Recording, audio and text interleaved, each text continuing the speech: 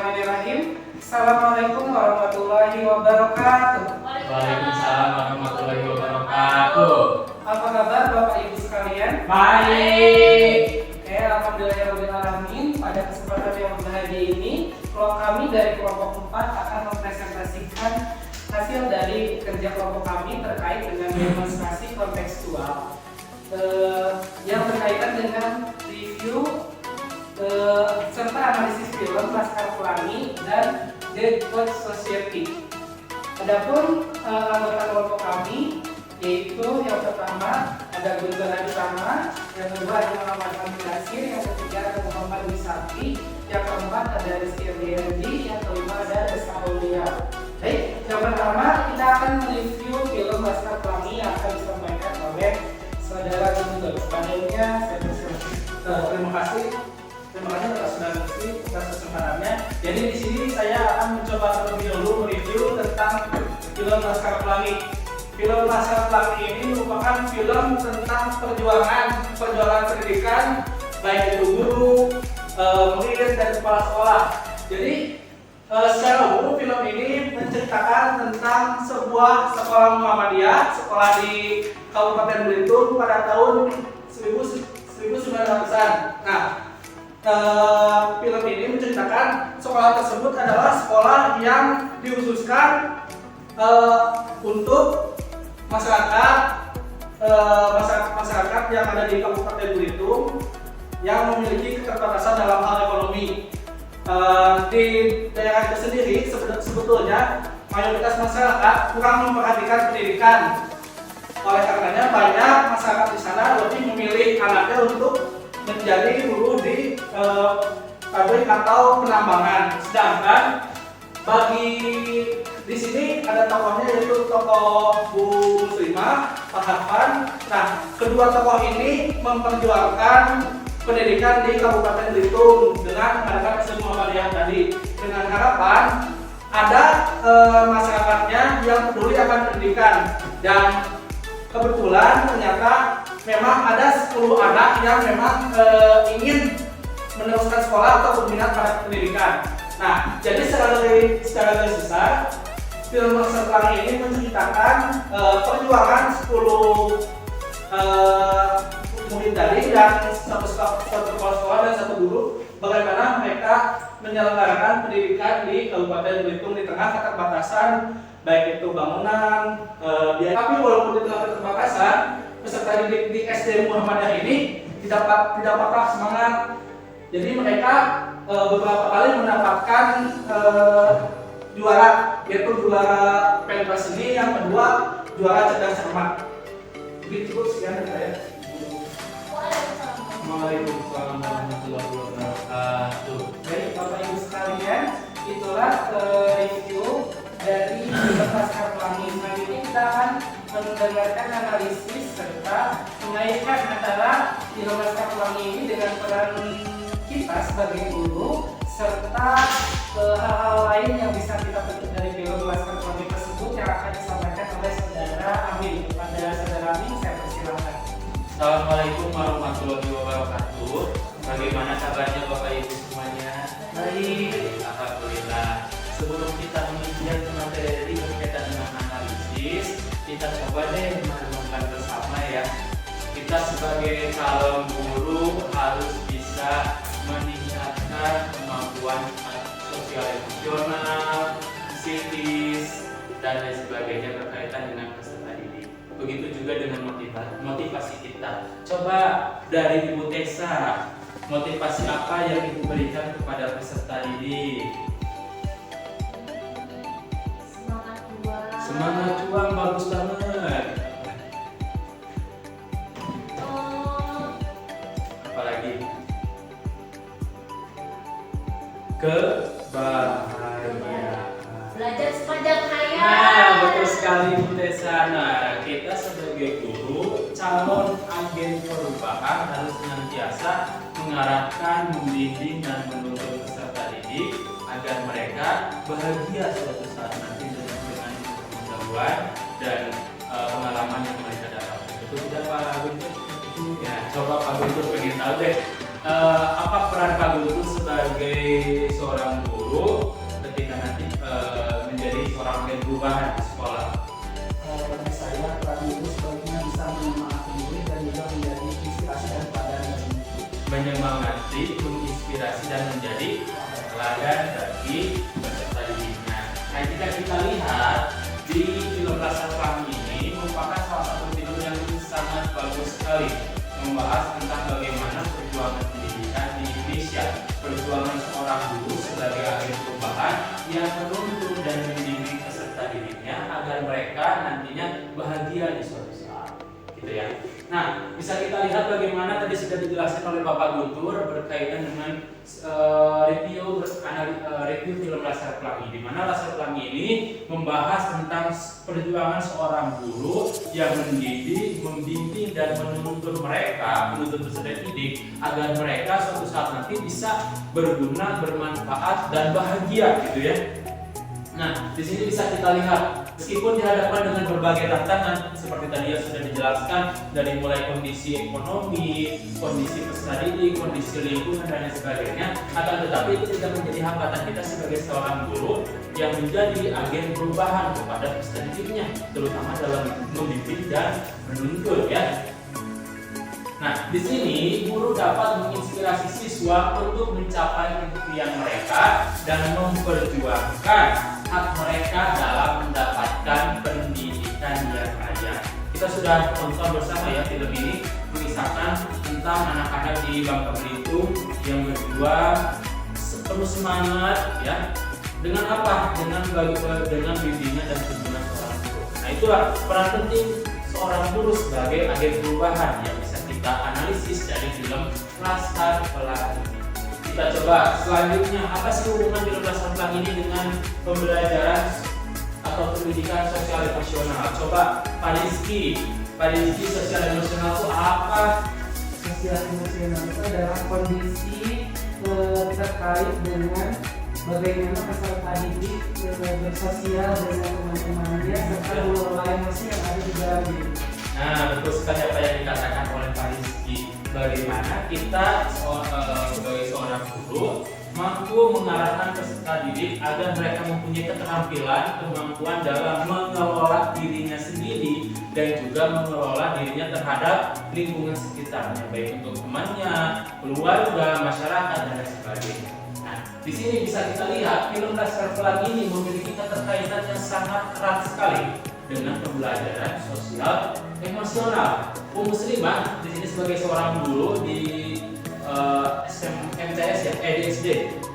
Ya, di SD yang ada di Bangka Belitung, film ini memiliki peran yang sangat penting dalam membantu siswa mengatasi berbagai masalah sosial dan emosional.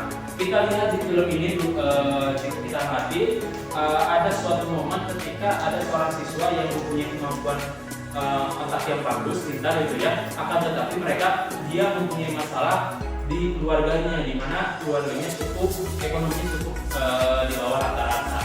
Nah, Bungus memberikan motivasi bukan hanya mengajak untuk sekolah saja, tapi Bungus mengajak peserta didik tersebut agar dia mampu mengembangkan berbagai potensi yang dimilikinya agar bisa bermanfaat dan berguna di suatu saat nanti.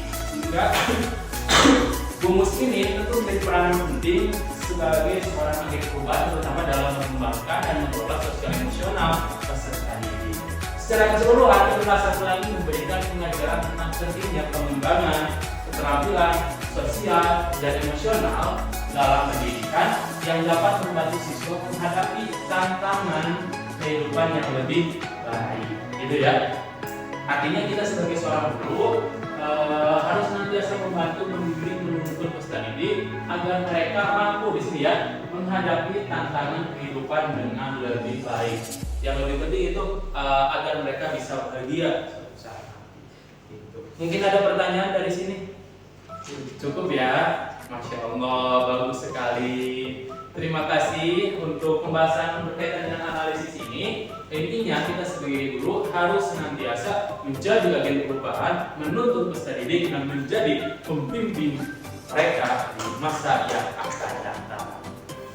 Baik, Bapak Ibu sekalian, barusan kita sudah menyimak analisis dari film Laskar Pelangi ini. Wah, lumayan ini ya sangat memberikan inspirasi kepada kita semuanya bagaimana pendidikan dengan segala keterbatasannya dapat dilaksanakan berkat dukungan dan semangat kerja yang sangat tinggi baik dari kepala sekolah, dari guru maupun dari peserta didiknya. Nah, jadi itu akan menginspirasi kita semuanya untuk mewujudkan pendidikan yang lebih baik khususnya di Indonesia ini. Baik, selanjutnya kita akan beranjak kepada menyaksikan review sekaligus analisisnya yang akan disampaikan oleh saudari Nesa. Kepadanya dipersilahkan. Terima kasih kepada komisi yang sudah memberikan kesempatan waktu untuk saya mereview dan sekaligus saja ya, karena ada dua materi sebenarnya. Ada tentang lebih ke peran guru dan pendidikan sosial emosionalnya dalam film ini. Mungkin sebenarnya hampir sama dengan film Laskar Pelangi ini, di mana film ini mengisahkan tentang seorang guru dengan keterlibatannya dengan peserta didik, kemudian dengan permasalahan-permasalahan peserta didik yang ada di sekolah tersebut. Mungkin Bapak dan Ibu di sini juga memiliki memiliki permasalahan tersendiri ataupun misalnya keterlibatan dengan peserta didik di sekolah ataupun di kelas. Mungkin Pak Amin apakah di kelas Bapak ada siswa yang memiliki keterampilan khusus ataupun ada permasalahan di kelas mungkin seperti itu. Ya. Bisa diceritakan. Di sini di kelas saya ada siswa yang memiliki keterampilan dalam membuat video TikTok. Ada keterbatasan mungkin dari Kalau keterbatasan tidak ya, karena siswa tersebut belum mempunyai minat sendiri, sehingga saya lebih ke arah membimbing, lalu juga memberikan kesempatan misalnya ketika membuat tugas siswa tersebut minat di membuat TikTok dan di tugas-tugasnya berbeda dengan mungkin ada di kelas yang lain Pak. Itu apakah peserta yang ada minat dan bakatnya yang sudah terlihat gitu ya. Karena kan sebenarnya di film ini lebih banyak ke minat dan bakat, pengembangan diri minat bakat dari peserta didik tersebut.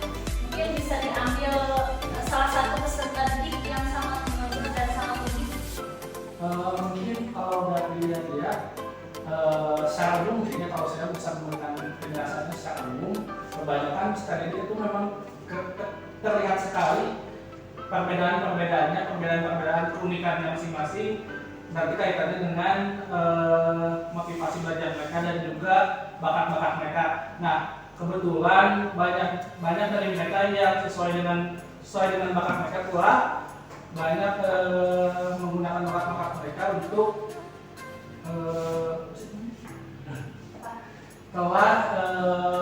menyesuaikan dengan pendidikan, misalkan sudah masuk ekskul kayak gitu, dan juga banyak yang telah berprestasi kayak gitu ya sebenarnya masing-masing. Jadi lebih ke kayak kita sudah tahu nih peserta didik minat bakat ke apa, terus peserta didiknya juga sudah mengetahui dan masuk ke, kalau misalnya di sekolah ada ekstrakurikuler mengikuti gitu ya. Iya, pendidikan yang mereka ikuti. Terus mungkin Pak Rizky ada nggak misalnya, karena kan menyangkut dengan sosial emosional, pengembangan diri, terus kebebasan juga mereka berkreativitas. Ada kebetulan ada murid saya itu yang dia hobinya main game, main musik, tapi orang tuanya tidak mendukung dan lebih apa ya, menginginkan anaknya tersebut agar fokus dulu di bidang akademik katanya gitu.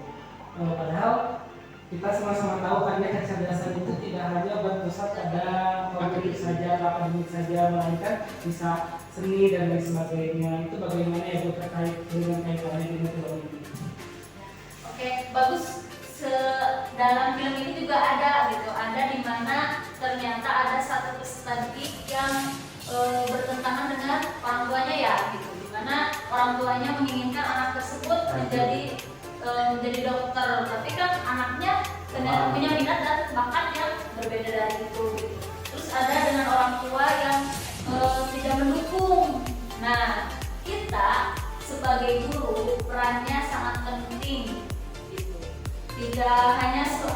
hanya menyampaikan materi, nah tapi harus tahu bakat dan minatnya peserta didik. Misalnya memang tidak sesuai di tadi kedokteran, saya sukanya di di musik. Kita ada nggak sih di kelas yang misalnya tiap harinya izin keluar untuk kegiatan ekstrakurikuler? Ada ya seperti itu. Mungkin Bapak Ibu apakah merasa risau nggak sih perasaan Bapak Ibu gitu? Mementingkan perasaan peserta didik juga nggak sih? Kalau di Soma enggak ya, karena mereka juga di ekskul juga sambil belajar. Nah, itulah bagaimana kita menyikapi peserta didik tersebut. Ya itu sih lebih ke kita juga tidak hanya mengontrol di kelas, tapi harus mengontrol di ekstrakurikuler juga gitu ya. Jangan sampai ketika mereka ke ekskul, tahu-tahunya cuma ngobrol, hanya pengalihan isu gitu ya. Bener banget. Pengalihan isu dari gak mau belajar tapi hanya di ekskul gitu ya. Gitu. Terus yang saya dapatkan sebenarnya dari film itu 3 ada pentingnya hubungan antara guru dan peserta didik. Apakah Bapak dan Ibu selalu menanyakan kondisi peserta didik di setiap pembelajaran? Bukan di awal, di tengah dan di akhir. Ya. Kondisi peserta didik seperti apa? Apakah bahagia? Apakah sedang runyam-runyamnya? Karena itu kan akan sangat mengganggu ya kalau misalnya pembelajaran ketika peserta didik tidak nyaman dengan kita gitu. Apakah kalian merasakan, Bapak Ibu merasakan ketika kita sedang mengajar peserta didiknya acuh atau ngantuk gitu ya? Itu bisa jadi hubungan dengan peserta didiknya yang kurang dekat gitu. Jadi kita lebih mendekatkan dengan peserta didik dengan gaya dan